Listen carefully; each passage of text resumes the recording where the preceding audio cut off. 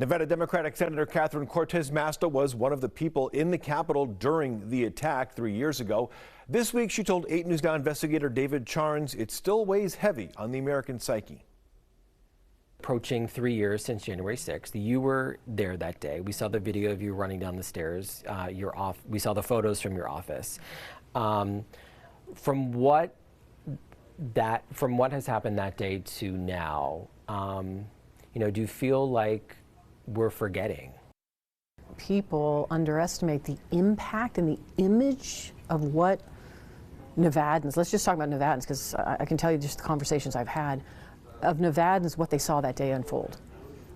It's one thing to be there for me, an experience, and it was horrific. And it was one of these moments that I still think, even though it was 3 years ago, it's like it was yesterday. I can remember everything about it.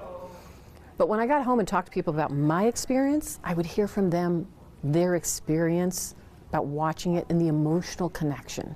Because we forget, this is a people's house, right? This is our base of our democracy, a part of our branch of government, and it is open to the public. It is part of what we as Americans support, believe in, and at the end of the day recognize as an important institution. When they see it being overrun by a mob and trashed by a mob with the intent of literally undermining our democracy and stopping the peaceful transfer of power in the presidential election, there's an emotional connection.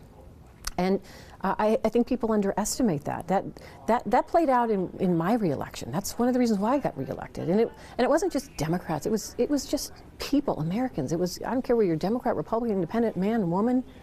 There was this visceral emotion that people had about that, and they want to protect, rightfully so, our democracy. Senator Cortez Masto there speaking with David Charnes.